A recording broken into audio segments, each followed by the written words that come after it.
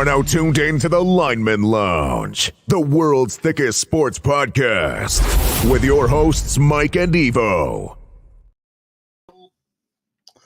¿Cómo están, bitches? This is the Lineman Lounge. I am Mike. That is Evo, and we are here on a beautiful Sunday. And I am tired. It's early. It has got to be early as shit out for you. But you're trying to get some fishing in today, so we decided to do a little bit earlier of a show. But my guy, Evo, how you doing? I see the room is back together after we got done tearing that motherfucker up last week. It's back together as far as y'all can see. It's good to go because I was pretty lazy about fucking around with everything last week. But doing good right now for sure. I'm planning on doing a little bit of fishing. Finally got the fishing license yesterday, and being a Minnesota boy, grew up fishing all the time, and then joined the Army, and I haven't fished since. So went out and bought some new equipment yesterday, and we'll see if we can catch something in one of these barely a lake ponds that we have out here in very, very southern Arizona, and probably knock back a few drinks while on the kayak. So, you know, drinking and driving doesn't count on the water, right? Well, I think the guys who are in the boats with the police lights on there would disagree with that. But I don't believe that it should count because who doesn't love drinking out on a boat fishing? We are fully entrenched in youth sports season, so our fishing trip is going to have to wait probably till a little closer to the end. Besides, it still gets a little chilly here, but I cannot wait to go fishing as well. My kids have been dying, asking to go fishing again. We just don't have any free time right now, but we're going to make time. We'll probably go to Pamatumi Lake again, which is a fairly decent sized lake. Better than the stuff that I remember out there in Arizona.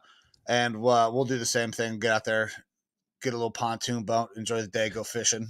I was going to say, you're talking about the boats with the police lights on them. I don't know that they really have those here in Arizona. They might not, yeah. They've got little ATVs with that because you can yell across the lake. That makes sense, yeah. Because where are you going to go? Are you going to go out to Patagonia? Patagonia or Parker Canyon, haven't decided yet. I'm assuming probably Patagonia, a little bit further of a drive, a little bit bigger lake. Yeah. But we'll see. Leaving that up to the lady. I used to have terrible luck catching fish at Patagonia. I could not catch a fucking thing at Patagonia. But I have a little bit of insider info because former coworker Tani, Ortega loves to fish. He's fishing every weekend, so I already got the scoop on the good fishing on the experience spots you have. Not just the spots, but the bait by the fish of what actually is working at those lakes. So I've already loaded up on that stuff.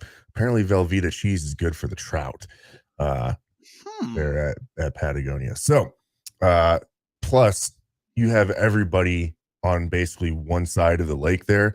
Patagonia is just a very narrow strip of a lake, and you have everyone fishing on one side. Well, I've got the kayak, so I can go across to the other side and get to any of those good shelves. So we'll see. It might be a little bit better over there. I'm not expecting to catch anything, and we're probably going to do catch and release as well because the lady doesn't like the concept of eating what she just killed. So we'll see. Oh, God, my kids were all about it. They were like, yeah, let's cut the fish up and eat it when we went fishing last year. So, but I cannot wait to go back out fishing. Graydon caught his first fish the last time we went out. Still waiting on the girls to try to get their first one, but they're also not patient enough right now. Anybody who knows my little girls knows that they are fucking wild animals at all times, and sitting still and holding a fishing pole is not necessarily in their skill level for patience at this time. Yeah, I understand that. Yeah. Hence the drinking for me. Yes, hence the drinking. Yeah. Speaking, you need to get a little sun, man. You're looking a little extra pale. That's the lighting. Okay, that's all right. The lighting. I have the lights somewhat reset back up, but I had them turned on and much brighter for when you were in here to reach back to the casting couch. But I think it's just the lighting. Okay, good. I was like, are you feeling okay today? But yeah, I mean, I'm All right. tired. It's only Uh, 7. It's not that early, but I all might have right. been up really late. Yeah, I understand. All right, let's start diving into the show. So we're going to get started with U Sports as we always do. So we lost our last game, and kids played pretty well. Some things that I need to do to help get them in a better position. We need to start seeing more live pitching. We're going down looking way too much. Now, obviously, youth baseball, the strike zone is going to be wider than an actual high school even. Like the strike zone's much bigger at this level because if it's not, it's just going to be a walk fest the entire game. But our kids are trying to watch the ball a little too much. I think we had got 8 kids or 8 strikeouts looking in this last game, which is tough as a coach. We want to be swinging the bats. We also did not make very many good defensive plays. All but 2 of the outs that we recorded in the game came on strikeouts. So we pitched decently, but when they put the ball in play, we did not make any plays on it.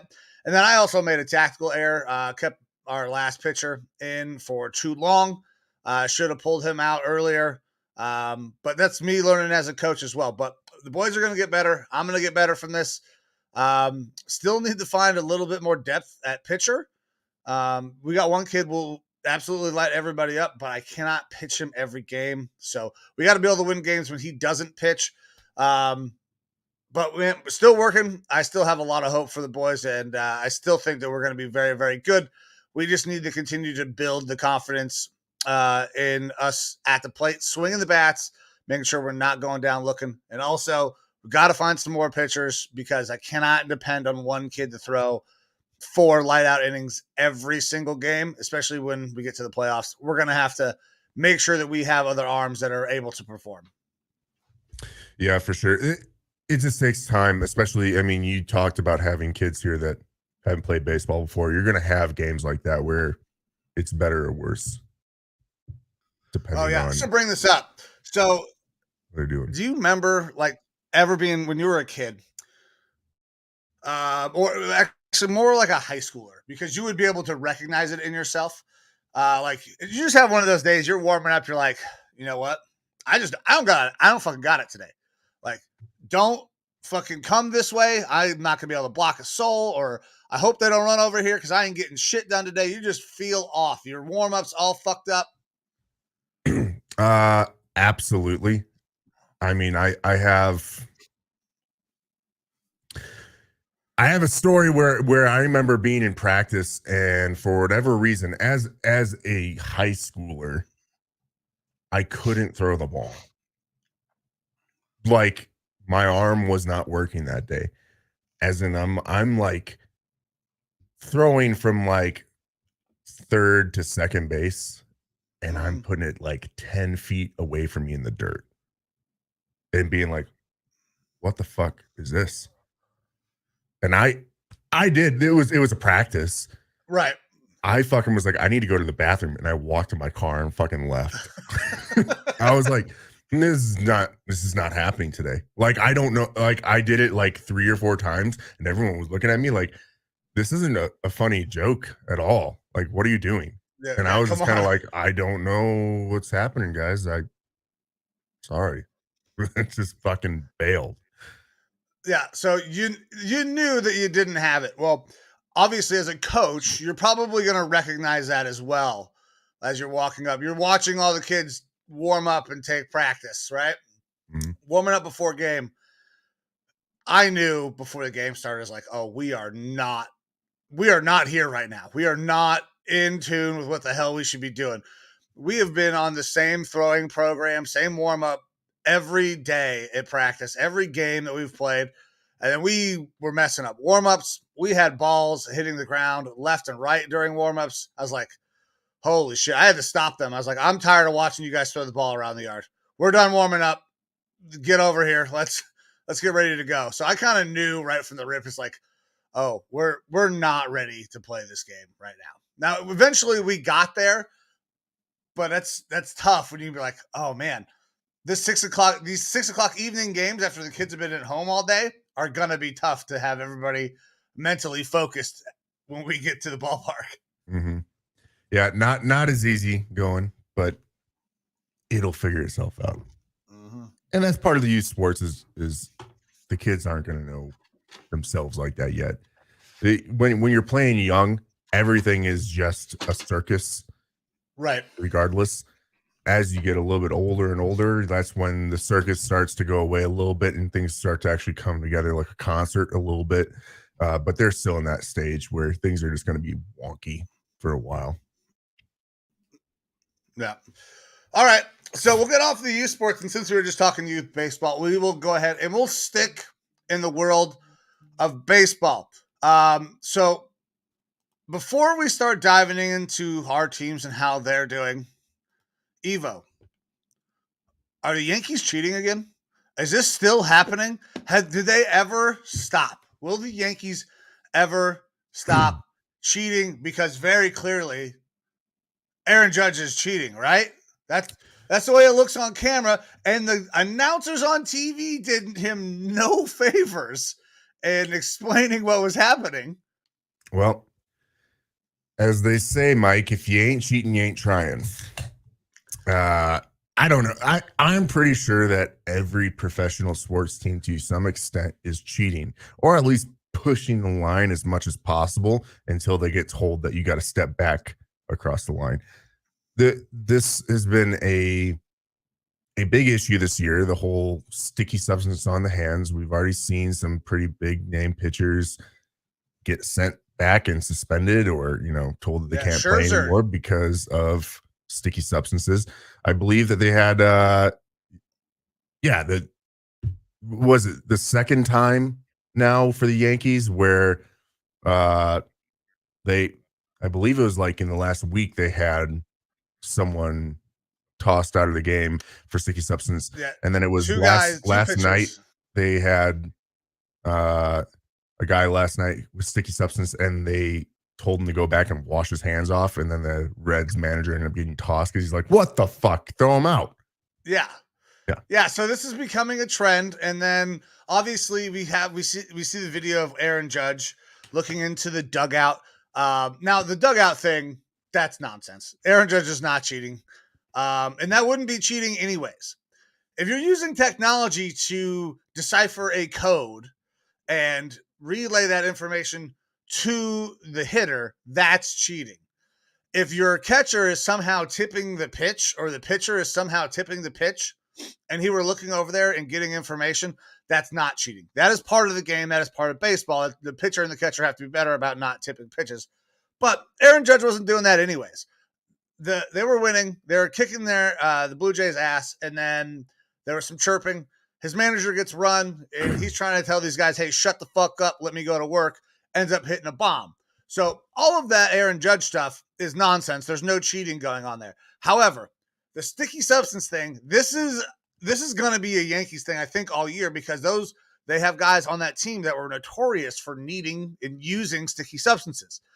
But I also think it's bullshit by the Major League Baseball to give these players rosin on the mound and not expect them to use it to its full capabilities. If I'm a pitcher, I'm taking as much sweat as I can get and as much rosin as I can get on my fucking hand, and that's what I'm going to use. And that should not be a problem.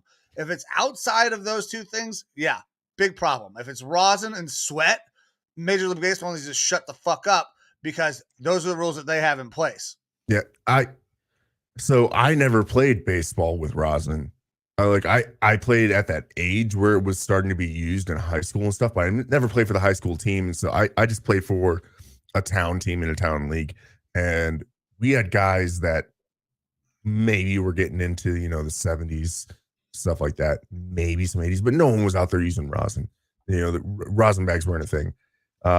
So I never got to really truly understand what it did to your grip and whatnot on the ball until I watched the video that was put out a couple weeks ago, maybe a month ago, during one of the MLB broadcasts right after Scherzer had gotten ejected. And they were showing how rosin plus sweat plus alcohol, the alcohol is used to wash off. Yeah. Hey, rosin. by the way, go wash your hands. However, the alcohol plus the rosin, if it doesn't just remove the rosin, makes it fucking way stickier, to the point that the guy was holding the ball just like this and the ball was sticking to his fucking fingers. And he was like, yeah, this isn't right. So on the broadcast, so I didn't understand how sticky it is.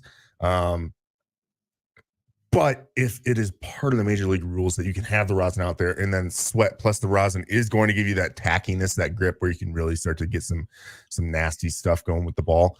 As far as movement, it's part of the game. So either you get rid of rosin altogether, and then which I think is a terrible idea. If a pitcher's hand is then sticky at all, then you know, like, oh, there's no question here.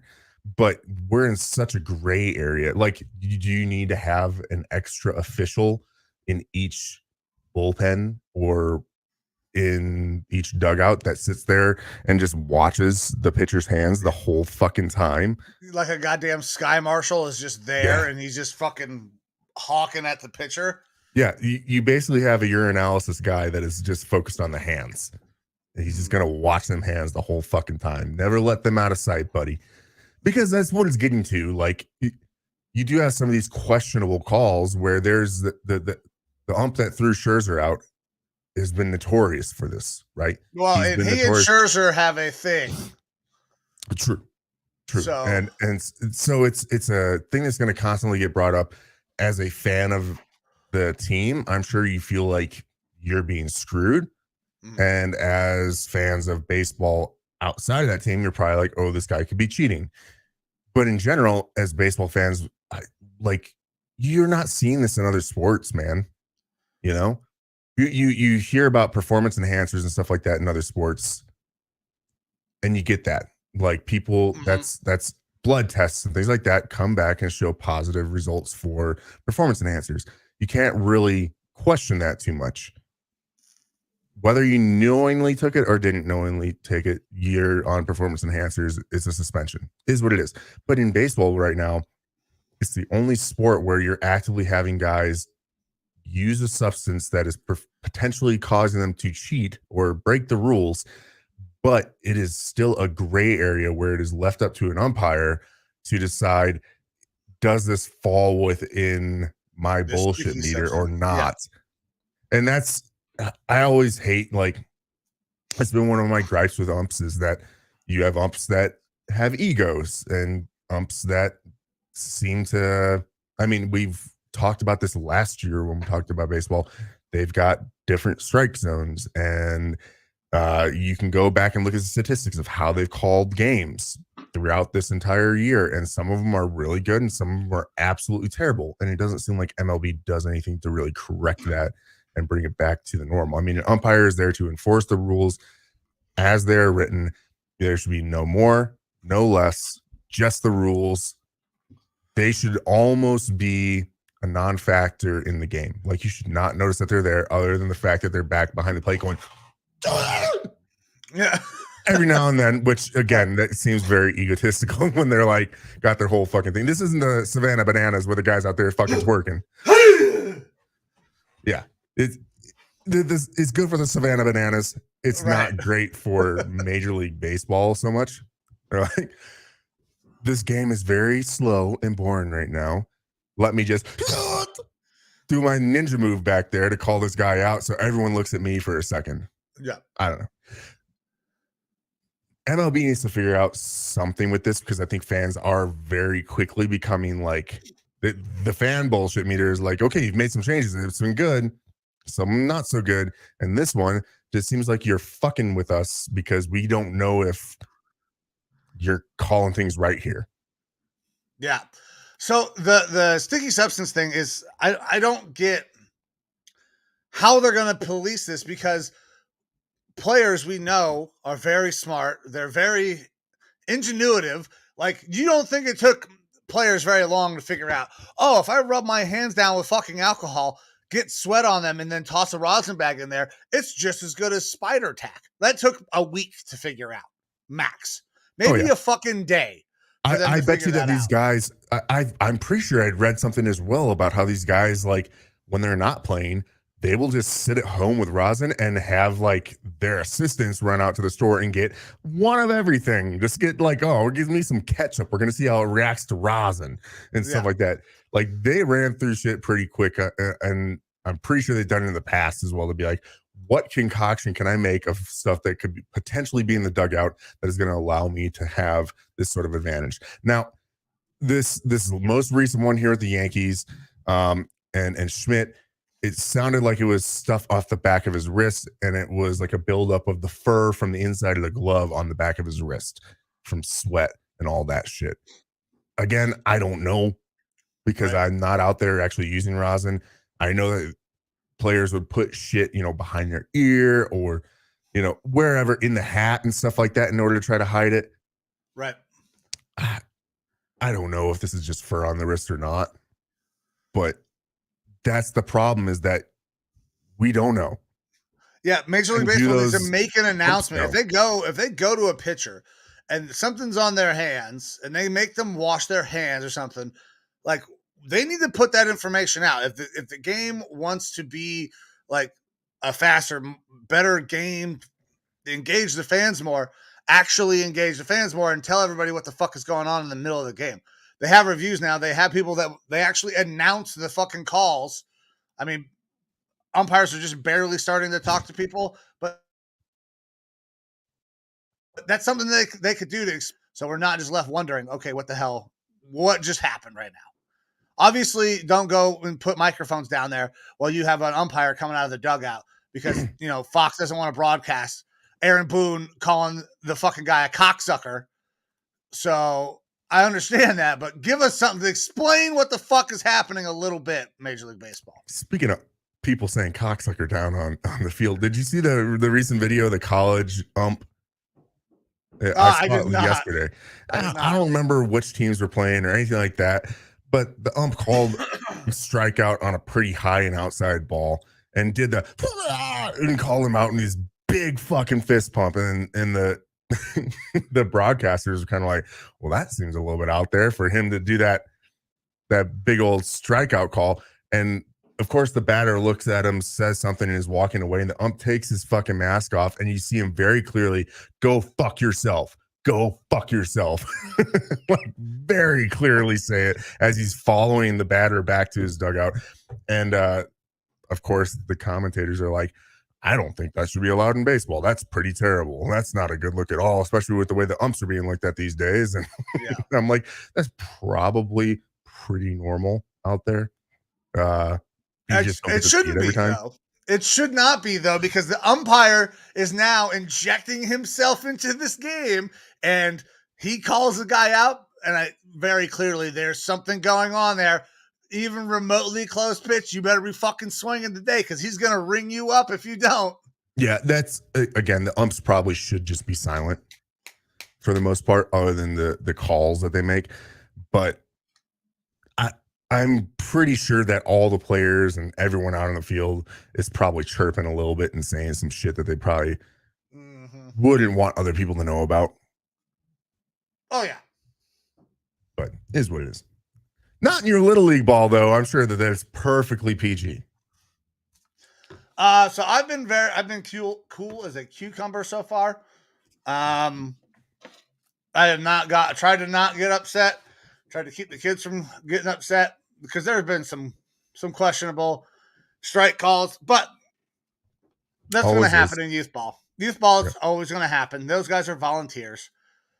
When we get a good ump, it's great. But even then, plays in the field, we only have one umpire. Sometimes they're going to miss some shit. I've been cool as a cucumber. It won't be until it is a really egregious call that I maybe get upset. But even then, I'm not going to go and freak out. I'm just going to walk up and just make sure I cover my mouth so nobody can see what I'm saying. But hey, man, by the way, you fucking blew that call. That was bad. And then I'm going to walk into the dugout. Hey, man, that was wrong. You missed it. And then just go. Well, not a situation I've had to be in yet. I haven't coached baseball at all. Not playing baseball again in that high school league. I even did it into college. I would come back in the summers and play that summer league ball.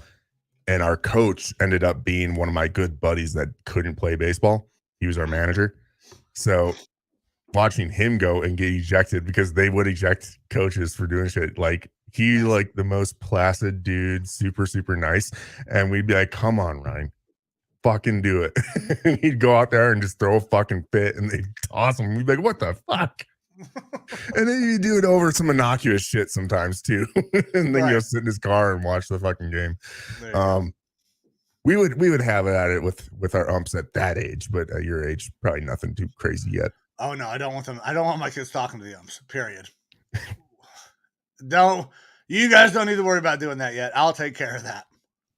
But I mean, I got nothing else baseball wise. You got anything else? Oh, actually, No, did sir. you want to talk standings real quick? I mean, I don't know if you just want to gloss over that or not. Yeah, okay, so you guys are still in the lead, 25-21, and we are 4 games back at 20-24. We are 4 games under 500. We are not playing good baseball at all. We lost a fucking heartbreaker last night. At one point, we were up by 4 runs, give up a grand slam to tie the game, go into the late innings, go into extra innings, and hit a 2-run home run. Should be able to take care of the game. Nope, unable to close the deal. Closer blows a save. Like, we scored 9 runs and fucking lost. So we're not playing good baseball. And that was a demoralizing one because this team is not hitting the ball hard. And we scored 9 runs, which is not going to happen very often. And then we still found a way to lose. I'm starting to get in a little bit of panic mode. We got to figure something out. I mean, we're closing in on 50 games into the year, which we're getting, around that third of the way through, close to. And you want to see some better progress than what you're seeing right now. But again, it is very early on in the season. In general, the AL Central is very gettable for whoever wants to decide to start playing some consistent baseball. Right now, consistency is coming from the inconsistency in the Central. The Twins are in first place at 25 wins, 21 losses, and that would tie them for last place in the AL East, and that would put them in third place in the AL West. It's not like the Central is doing very good overall. It just takes one team to start playing some consistently decent baseball to really make that jump and be competitive the rest of the way. I'm happy my Twins are in first. I'm happy that they've been staying in first. That's nice. But that's the thing, is that we're barely above a 500 team right now. Our average last 10 games is, 6-4, 5-5 type of streak, and it's not anything too special. It's keeping us in first place. We're coasting. But any one of these teams, which be it the Twins, Detroit, your Guardians, probably not the Sox, but or the Royals. Yeah, probably neither of them. But any one of these teams could just have a good month and easily propel themselves into first place and kind of sit there for the rest of the year. It's very true. Very, very true. But man, yep, I'm worried, but I don't want to dwell too much on the Guardians and my worries about them. But you guys are still in first, and the Yankees are cheating, not cheating. I don't know how I feel about it. The Aaron Judge thing is dumb. The sticky substance, if it's just rosin and water, they're not, or rosin and sweat, they're not cheating, because Major League Baseball is a bunch of morons. But other than that, I got nothing else on Major League Baseball. All righty. What do you want to move on to next? Some basketball? Yeah, let's talk about the NBA. And man, I have not watched a ton of NBA, but some of the games that I have watched, I've been able to watch the Nuggets, been able to watch the Lakers, and I've watched, some of the playoffs here. To me, this seemed like it was going to be a foregone conclusion, the Lakers-Nuggets series. I called this, a couple weeks ago. I thought the Nuggets would move on and they would end up winning the championship, which, they're in a good position right now, up 3-0 on the Lakers. Jokic is an absolute stud. I think he could have and should have won MVP again, because, if you look at what he's done throughout the playoffs, he's very clearly the most valuable player to his team. Now, Jamal Murray has been outstanding in the last 2 games, but Jokic is doing things in this playoffs that have never been done before, like 30, 20, and 10s, triple doubles. It's insane. they are light years ahead of where the Lakers are. The Lakers obviously have LeBron James, in my opinion, the greatest player of all time, but the Nuggets are too much. Jokic is too much for AD to handle. The Nuggets are going to, I think, sweep this fucking thing. Yeah, it's looking that way right now. I mean, when you're getting down to the finals right now, we're in the Eastern and Western Conference Finals. The West is Nuggets versus Lakers right now. The Nuggets are 3-0, and then you kind of have the same situation feeling like it's brewing up there in the East between the Heat and the Celtics. The Heat are currently up 2-0 on the Celtics. Chance And to go up 3-0 tonight. yeah. And so if the Heat were to go ahead and win this one, which is a little bit more of a surprise with the Heat being the 8 seed, it kind of makes it for a boring finals almost when you're not having the games go to 7 or something like that. You're being able to end pretty early, which isn't great for basketball. It just hopefully would lead to a good actual NBA final. Right. Well, and the Lakers and the Celtics getting swept out is terrible for basketball because those are the two premier franchises in NBA history, and they are not in good spots. I think the Heat can go up 3-0 tonight. Listen, the Celtics team is very, very good, but the NBA is a superstar league. It's driven by superstars and the guys that perform the best in clutch spots. And Jimmy Butler is a better player than Jason Tatum is. Jimmy Butler has been fantastic throughout the entire playoffs, and he is continuing that. I think that he is going to get that team to the finals.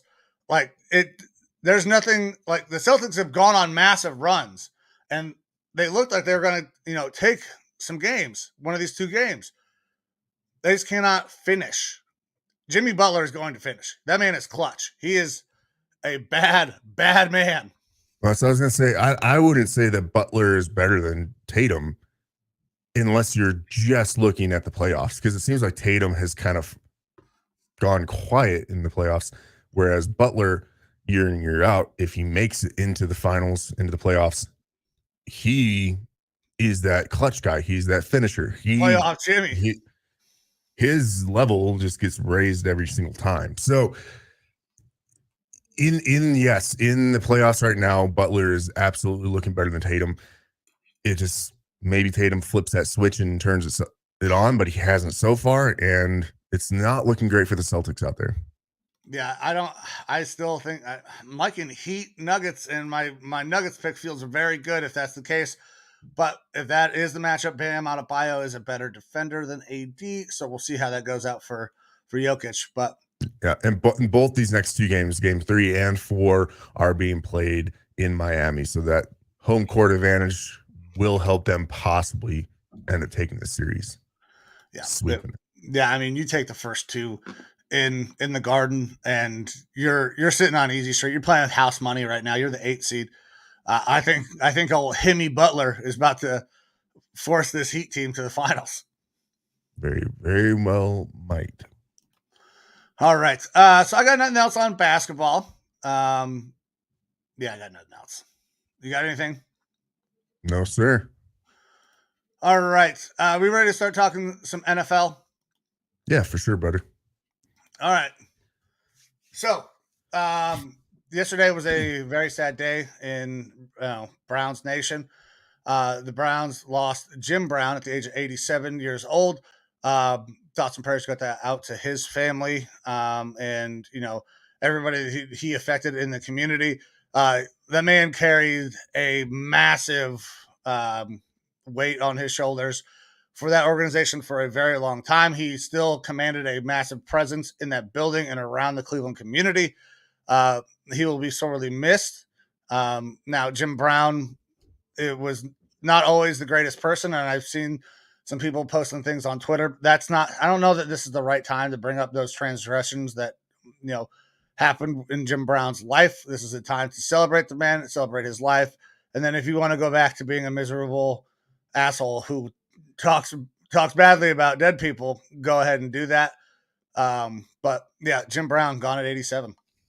Yeah, and this isn't just a Browns loss. It's a loss for NFL fans. Yeah, there's some assault allegations and whatnot, and some time spent in jail. But as a professional football player, as a civil rights activist, even as an actor, Jim Brown had a large role in, I guess, American culture for a long time. I mean, we're talking about a guy who 3 times NFL MVP, Rookie of the Year, 8-time first team All Pro, 9 Pro Bowls, 8 rushing titles, 5 touchdown lead titles. He set so many records. He played a different brand of football for the time that he actually played. Now we're talking about guys coming in the league, who idolize themselves after LaDainian Thomas and Adrian Peterson and stuff like that. Whereas you have those guys like AP who definitely looked to Jim Brown and guys like that as their kind of idol, their mentor, what they wanted to be as far as a running back or a fullback, because technically Jim Brown played fullback. Yeah. So all of that being said, Jim Brown was extremely important to the game of professional football, extremely important for Black and African American players in the league. He's going to be someone that's definitely missed and lost. I don't know if it's going to be one of those situations where the team is really propelled, if your Browns team is really propelled by his loss this year and playing for him. I'm sure you guys are going to have a sticker on the helmet or something like that. But it is sad to see him go. It's that sort of what do you want to say? That time in our lives where some of those heroes that we knew about growing up are going to be going. So we're going to be seeing this more often. We had, Madden. We lost Madden in the last year. Yeah. Now Jim Brown, some of these greats, the Mount Rushmore type people for the NFL are going to be going. Yeah. Yeah. It's going to be a tough time when these guys start to go. And I know that Browns Nation is definitely mourning the loss of Jim Brown, and I would imagine they will do something very nice to honor the memory of Jim Brown at some point this year and probably throughout the year. But all right, let's transition over into some other football news. We're going to go to a player who is not currently in the NFL. At one point was drafted to be in the NFL and then was subsequently cut before he ever got to play. And that's Matt. Oh, was it Ariaza is how we pronounce it, right? Or is it Ariza? I don't know for sure. I know other people with that last name in my personal life that go by Ariza, but I don't know if he pronounces it different or not. Okay, so the punt god is not going to jail, and he will be back on the free agent market with a possibility of signing with a team. And I think that a team will definitely go and inquire about the services that he can provide to their football team, especially if you struggle in the special teams game, because the kid has an absolute cannon attached to his leg, but has been cleared of any wrongdoings in terms of the rape allegations. But that does not necessarily clear him from all moral compass type of things where it sounds like he still slept with a minor, even though it was consensual. What the hell do we do with the story now? Like, where does this go? I don't know. I don't have a good answer, because on one hand, obviously, if we're looking at just the player, for his position, he could be one of the best. But again, when we look at his position, it's punter, so who kind of gives a fuck? The variance between good punters and bad punters is relatively low. They definitely matter, but in the grand scheme of things, they're very unimpactful in many ways. It is an interesting situation with him. It sucks when someone gets a false accusation against them, and it ends up ruining their career potentially. But this is still one of those situations where the allegation was kind of false. It sounds like, and it's tough for me to follow this story, because it sounds like this girl came out and said that he had gang raped her with other people. It turns out that, and then he like almost admits to it, saying like, yes, we had sex. It was consensual, blah, blah, blah. And then after the fact, there's evidence showing that he was never at this party, that he was never there. So why did he ever say, yes, I did anything consensual? Yeah, I don't. With her. Like, it's so confusing to me, because I honestly don't know now if he had any sort of relations with this girl or not, because apparently there's enough evidence, according to the prosecution, showing that he was never there. Like, he was not at this party that all these things happened at, but he admitted to having consensual sex. So I'm so confused. And the girl ended up being 17. And him being aware of it, apparently he wasn't aware of the age. So that kind of sucks too, because as a guy, like, some of these kids are acting way above their age, and so you don't really know. And it's not like a normal thing being like, hey, show me your ID type thing, you know? Yeah. I can only imagine, if I was in my early 20s dating, how it could be a big issue, especially in a college town. Like, he was in college at the time, in a college town in San Diego State or something like that, or you're in Southern California, where it's not that hard in general in a college town for high schoolers to go to college parties. And if those kids are acting or dressing a little bit more like adults, you could go to a party with the assumption that everyone here is in college and end up finding yourself in a pretty rough situation. But again, it sounds like he wasn't even at the party. So yeah, I'm very confused. At the end of the day, I don't know if he gets signed immediately this year. He might end up getting like a training camp spot or something like that and end up winning out. But I think most teams, that even though he's been cleared of this stuff, like, it's still going to be a bad PR look in many ways. So if a team brings him in, they have to do it like pre-fucking hush-hush. Yeah. We'll see. And because there was so much vitriol when it came out that these were the allegations, and everybody that I kind of saw or talked to thought it was the right decision by the Bills to cut ties with him immediately. I understand that there is due process and all that, but the optics were so bad that they had to cut him. Now, to bring somebody back in, you can be like, oh, we're giving this guy a second chance because he didn't do these things. But then you're still possibly going to have to answer questions about the fact that there were relations between him and an underage girl, even with, all the extenuating circumstances. Like, there are people that are going to question why you're doing this. Are there still character concerns there? So I don't know if he gets signed. Obviously, I think he could help some teams. There was a reason he was a punter and he was drafted. But it's just such a fucking bizarre situation. The almost admitting it, not being there, like this story doesn't make a ton of sense. And I don't know the way it's going to shake out, but potentially somebody's going to go out and sign a guy that everybody's talked about. I mean, he's got the nickname Punk God for a reason. He has got a howitzer of a leg.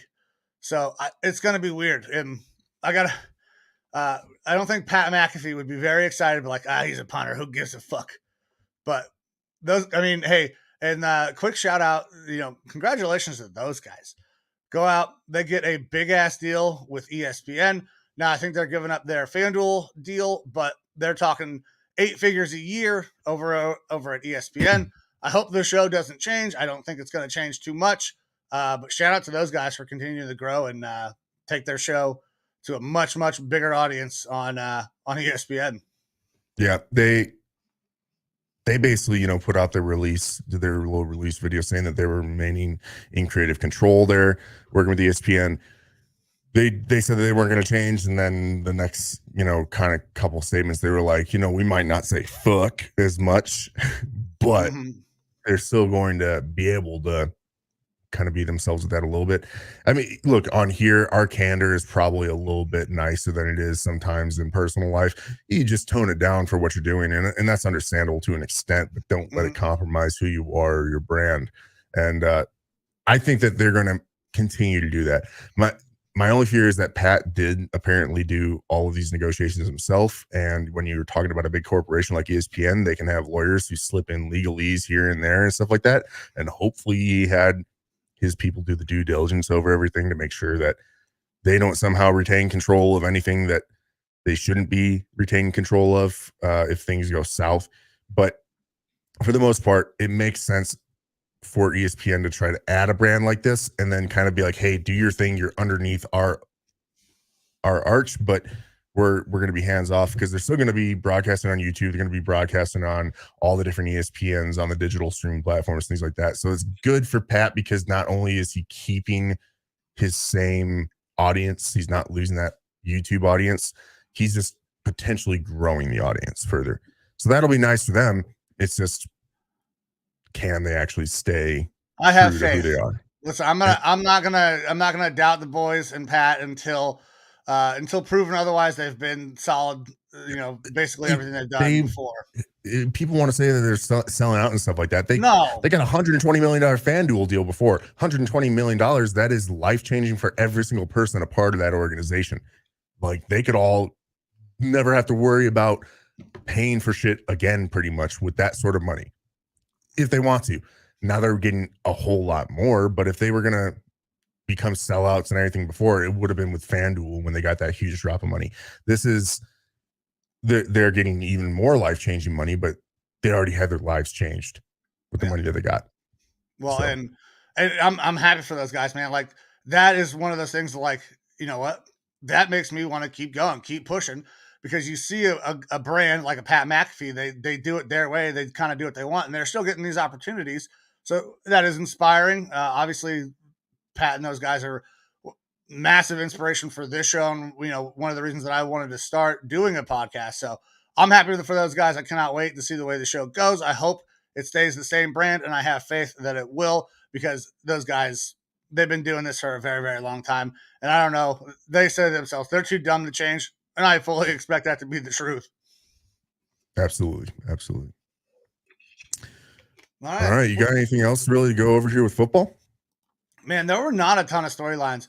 I mean, I guess we could talk about the Steelers, giving Trubisky an extension, but the extension it's kind of short term. Like it seems like this is just a 1-year deal. That's where all the guaranteed money's at. A couple of void years maybe on the back end. They're just keeping him around to give Kenny Pickett the backup who's been in the system if Kenny Pickett falters, which I don't know. Like the Steelers are going to be decent because they always are, but I don't know that Kenny Pickett's the right answer there. But they have to go in and try to figure that out this year. Yeah, I'm not sold on Kenny Pickett. I feel like he's kind of one of those middle of the pack quarterbacks at best, but I've definitely been wrong on some of these quarterbacks before. Bringing Trubisky back, it's a guy that has familiarity with what's going on there. It seems like it's a relatively cheap deal. So, and he can be kind of in that mentorship role a little bit to Trubisky, not Trubisky to Pickett, but yep. I don't know that Trubisky's also the best mentor. Like whatever you do, just be really shitty at throwing the ball left. I don't know. Like, but it's a decent pickup as far as retaining the guy on a fairly cheap contract, and keeping some of that continuity. Now, as far as the rest of the NFL, again, not a whole lot of storylines or things going on.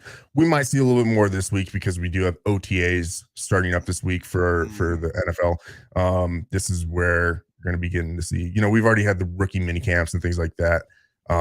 And some voluntary camps for new players or guys that, are very early on in their career. If we're going to start seeing injuries, it's going to be now. As these guys get out there, they're going to probably have little pulls, strains, and worst case, you might have some tears and things that are going to develop and become issues for the rest of the season. So we might have a little bit more to talk about next week concerning the NFL. Yeah, but this week ain't it, man. Like there was not a ton of news. So with that, man, I think we can go ahead and get out of here. You can get out, go fishing, and I'm gonna go do some grocery shopping. Yeah, I actually still have to fully string up the lines. I mean, the the poles are strung up. It's just gotta add some lures and all that shit and figure that out again. All All right, man. Well, let's get the fuck out of here. Guys, this is the Lineman Lounge. I am Mike. That is Evo. If you want to listen to the show, go on any podcast platform and you can listen to these beautiful voices. We are all caught up to date. I fell behind with finals and traveling last week, but every episode is now up. This one will be up shortly. If you want to watch us, come to the YouTube channel. Hit the like, subscribe bell. Make sure you get the notifications every time we go live, and you can come and kick it with these beautiful faces. Go to the TikTok. There's going to be more content coming out tomorrow, restarting up the workout series after getting through finals week and moving my sister. Instagram, we're going to have content on there. Go to the Facebook, interact with the page. Evo is constantly on there, or you can go on Twitter. I'm the one that runs the Twitter and interact there. But guys, we thank you. We appreciate you. Anytime you spend time with us, we cannot thank you enough for that. But we will be back next week. Let's get the fuck out of here. All righty. See ya.